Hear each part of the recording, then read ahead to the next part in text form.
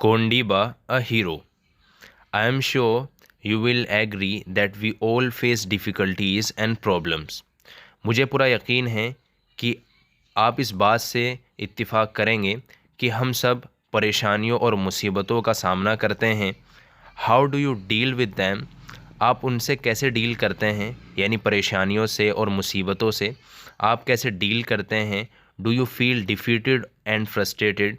क्या आपको नाकामी और मायूसी महसूस होती है? और you consider various possibilities and try to find solutions? या आप मुख्तलिफ़ पॉसिबिलिटीज़ के बारे में सोचते हैं और उन्हें, यानी उनका जो हल है, उन्हें तलाश करने की कोशिश करते हैं।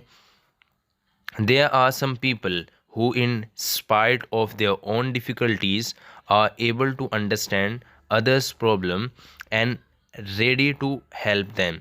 कुछ लोग होते हैं जो अपनी परेशानियों के बावजूद दूसरे लोगों की मुसीबतों को समझने के काबिल होते हैं और हर वक्त उनकी मदद के लिए खड़े रहते हैं, उनकी मदद के लिए तैयार रहते हैं। Such people are real heroes, और ये लोग वाकई हीरो होते हैं। अस्सलामु अलैकुम, मैं हूं आपका मेज़बान अयान परवेज़। आप देख रहे हैं अल हिंदी चैनल। आज हमारा NIOS क्लास 10th की इंग्लिश की बुक का 3rd chapter Kondiba a hero है। तो आइए शुरू करते हैं। Objectives. After completing this lesson you will be able to, इस लेसन को पढ़ने के बाद आप कर सकेंगे, follow the sequence in the development of a story, story के डेवलपमेंट में सीक्वेंस को फॉलो कर सकेंगे। Predict the event in a story, story में इवेंट्स को, यानी कोई क़िस्सा है, कोई वाक़या है, उसको प्रेडिक्ट कर सकेंगे। यूज़ फ्रेजल वर्ब, आप फ्रेजल वर्ब को इस्तेमाल कर सकेंगे। Use verbs in the past tense and past perfect tense accurately, और आप सही से पास्ट टेंस और पास्ट परफेक्ट टेंस में वर्ब को इस्तेमाल कर सकेंगे। Describe the different attributes of a person, और आप किसी शख्स के मुख्तलिफ़ एट्रीब्यूट्स को बयान कर सकेंगे। Recognise your feelings and emotions, आप अपनी फीलिंग्स, आप अपने जज्बात और एहसासात को पहचान सकेंगे। Relate to the feelings of differently abled people and find ways to support them, और आप अलग अलग तरह से डिफरेंटली एबल्ड पीपल, जो माजूर लोग हैं, उनकी फीलिंग से जुड़ सकेंगे और उन्हें सपोर्ट करने के तरीक़े तलाश कर सकेंगे। Critically analyse a situation and take a decision, और आप किसी भी परेशानी का बगौर जायज़ा लेकर उस पर फैसला कर सकेंगे। And write a narrative piece, और एक नैरेटिव पीस लिख सकेंगे। Let us read the text, आइए टेक्स्ट पढ़ते हैं। बिफोर यू रीड थिंक, पढ़ने से पहले सोचिए। What is your first reaction on seeing a differently abled person? आपका, जब आप किसी माजूर शख्स को देखते हैं तो आपका पहला रिएक्शन क्या होता है, इसके बारे में सोचिए। Do you think that differently abled people can be self reliant and economically independent? क्या आपको लगता है कि जो माजूर लोग होते हैं वो आत्मनिर्भर होते हैं, यानी वो अपने ऊपर ही, यानी वो इकोनॉमिकली भी इंडिपेंडेंट होते हैं, वो अपना ख़र्चा ख़ुद निकालते हैं और वो अपना काम करने के लिए किसी और के मोहताज नहीं होते हैं? क्या आपको ऐसा लगता है? What is the general attitude of society towards differently abled people, और आम तौर से लोगों का माजूर लोगों के बारे में क्या रवैया होता है? क्या आपको क्या लगता है, इसके बारे में बताइएगा। What are the different ways in which differently abled people contribute to our society? माजूर लोग वो कौन से मुख्तलिफ़ तरीक़े हैं जिनमें वो हमारी सोसाइटी की मदद करते हैं? What can society and the government do to make their contribution even better and bigger? Society और गवर्नमेंट उनके कंट्रीब्यूशन को मज़ीद बेहतर और बड़ा बनाने के लिए क्या कर सकती है? इसके बारे में कहानी पढ़ने से पहले इसके बारे में आप सोच लीजिए। Late us read the story of Kondiba who is visually challenged. आइए कोंडीबा, जो आँखों से माजूर है, उसकी कहानी पढ़ते हैं।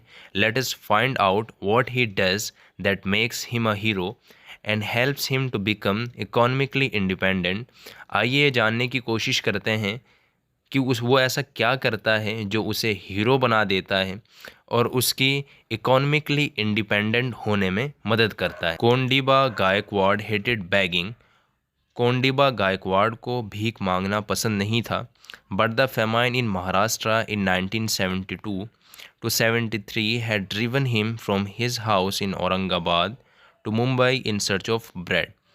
लेकिन मुंबई महाराष्ट्र की 1972 से 73 में हुई कहत साली के सबब वो औरंगाबाद के अपने घर से मुंबई आ गया था रोज़ी रोटी की तलाश में। एट फर्स्ट शुरुआत में he had tried selling brooms. उसने झाड़ू बेचने की बहुत कोशिशें की। Unfortunately he had little luck selling his goods. और बदकिस्मती से वो अपना सामान बेच पाया। He soon learn that Mumbai is generous to beggars. और उसके बाद उसे मालूम हुआ कि मुंबई फ़कीरों पर मेहरबान है, स्पेशली ब्लाइंड बेगर्स, ख़ास तौर से नाबीना फ़कीरों पर। And 25 year old Kondiba was blind. और 25 साल कोंडीबा नाबीना था। He had become blind with smallpox at the age of 8। और वो 8 साल की उम्र में स्मॉल पॉक्स यानी चेचक की मर्ज़ की वजह से नाबीना हो गया था। यानी वो पैदाइशी नहीं था बल्कि 8 साल की उम्र में उसे चेचक की बीमारी हुई, उसके सबब वो नाबीना हो गया। It was a cloudy day in Golibar, the large slum colony in Ghatkopar, north east of Mumbai. और गोलीबार में बहुत अच्छा सुहावना दिन था, यानी आसमान में बादल छाए हुए थे। गोलीबार एक नॉर्थ ईस्ट मुंबई के घटकोपर की एक बड़ी स्लम कॉलोनी है। Kondiba lived here with Tukaram and Tukaram's wife Yelan Bai. Kondiba यहाँ अपने दोस्त तुकाराम और तुकाराम की बीवी येलान बाई के साथ रहता था। It was the end of the monsoon. और ये वक्त मानसून के बाद का है। In the middle of an open air in the colony there was a well. और खुले आसमान में यानी कॉलोनी के खुले आसमान में एक कुआं था। It was full of blackish green water. और वो यानी वो कुआं काले हरे पानी से भरा हुआ था, यानी जो वो पानी था उसका रंग हरा यानी काई की वजह से हरा हो गया था और गंदेपन की वजह से वो काला पड़ गया था। Nothing could be seen more than a few centimetres below the surface. और जो उसकी सरफेस थी, जो उसकी परत थी, उससे नीचे आप 10 सेंटीमीटर से ज़्यादा नहीं देख सकते थे, इससे ज़्यादा नज़र नहीं आता था। The well was highly useful to the people who lived in the surrounding huts. और ये कुआं आसपास की झोपड़ियों में रहने वाले लोगों के लिए बहुत ही ज़्यादा फ़ायदेमंद था। They had dug it 2 years before because the only water tap in the colony was not enough for the slum's growing population. इन्होंने इस कुएँ को 2 साल पहले ही खोदा था क्योंकि कॉलोनी में एक पानी की टंकी स्लम की बढ़ती आबादी के लिए काफ़ी नहीं थी। There had never been any money for a wall around the well. और कभी कुएं के इर्द गिर्द दीवार बनाने के लिए पैसे हुए ही नहीं। The mouth of the well had gradually widen as the soil and rocks on the sides fell in. और कुएं का मुंह धीरे धीरे चौड़ा हो गया था और मिट्टी और वो पत्थर जो उसके इर्द गिर्द थे वो उसमें गिर गए थे। The bottom was narrow muddy and filled with weeds. और जो उसका बॉटम था, जो उसकी तह थी, वो तंग हो गई थी, कीचड़ से भर गई थी और घास फूस जो हैं उसमें जमा हो गई थी। The well was dangerous. वो कुआं बहुत ख़तरनाक था।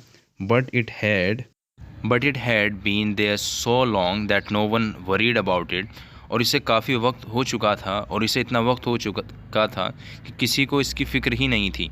It seemed harmless. और ये हार्मलेस लगता था, ये ऐसा लगता था कि इससे किसी को नुकसान ही नहीं होगा। Kondiba had return to the slum to eat a little food. Kondiba थोड़ा खाना खाने के लिए स्लम लौटा था। विच कैलन बाय हैड प्रिपेयर्ड, जिसे कैलन बाय यानी तुकाराम की बीवी ने बनाया था। His days bagging usually ended when he had collected 5 to 6 rupees in his small gunny bag. और उसकी भीख आमतौर से जब वो 5 से 6 रुपए अपने छोटे गनी बैग यानी अपनी बोरी में कलेक्ट कर लेता तो उसकी भीख रोज़ाना की ख़त्म हो जाती थी। Suddenly there were shouts and sounds of great confusion. अचानक बड़ी कन्फ्यूजन की आवाज़ें और चीखें आने लगीं. Kondiba and Yelan Bai were startled. Someone's fallen in the well. They heard a woman cry. Kondiba और येलन बाई स्टार्टल्ड हो गए, यानी वो डर गए, घबरा गए, जब उन्होंने एक औरत की चीखो पुकार सुनी कि कोई कुएं में गिर गया है.